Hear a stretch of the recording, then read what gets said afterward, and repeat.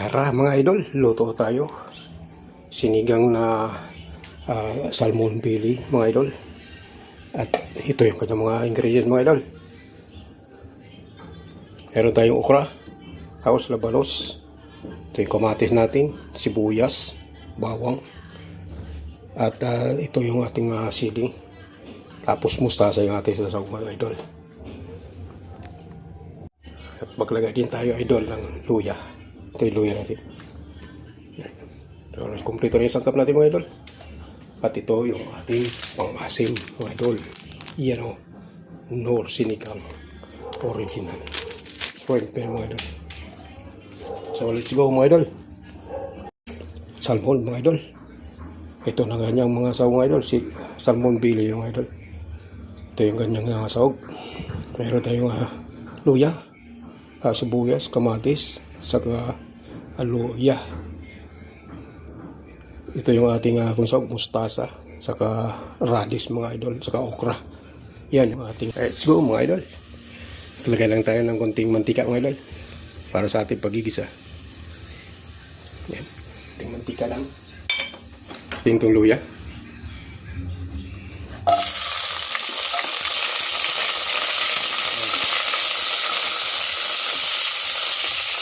Natin sibuyas.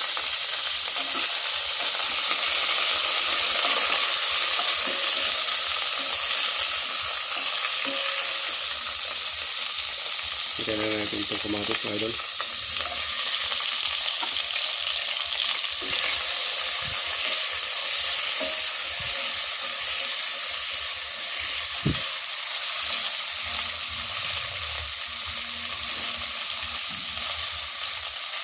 Ay, lagyan na natin itong ating bili mga idol.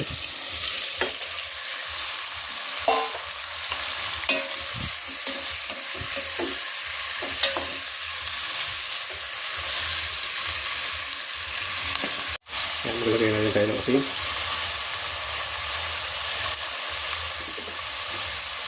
Lagyan tayo ng bitchin mga idol. Pagkada tayo idol ng dalawang pasong tubig. Kaya tayo ng dalawang asong tubig. Kunti lang yung sabaw para masarap mga idol. Atin lang takpan mga idol.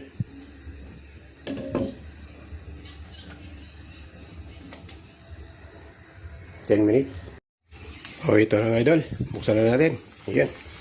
Pagkalipas ng 10 minutes mga idol. Ayan na siya. So ilalagay na natin yung gulay mga idol. Unahin na natin itong okra.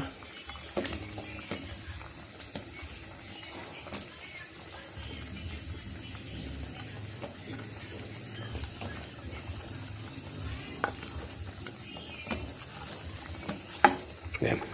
Ilalagay na natin yung okra. Wait lang natin ng mga 2 minutes mga idol.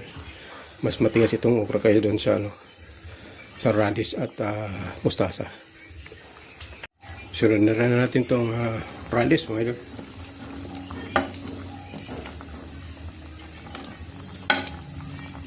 At siyempre mga idol, lalagay na rin natin itong ating siling pangsigang, baka makalimutan pa.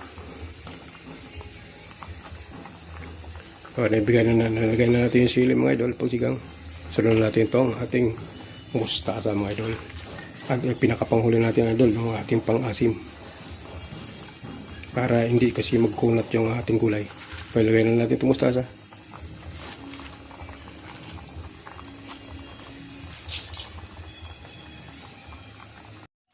At ito na nga idol, ilagay na natin yung ating pang-asim na Knorr Tamarind Original mga idol. Knorr Tamarind Original. Ito yung pinakamasarap mga idol. Galing sa sinigang na isda.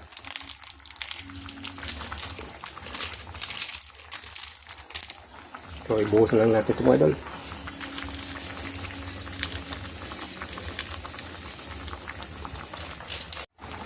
So yan mga idol, luto na yung ating salmon belly na sinigang. So kaya na na.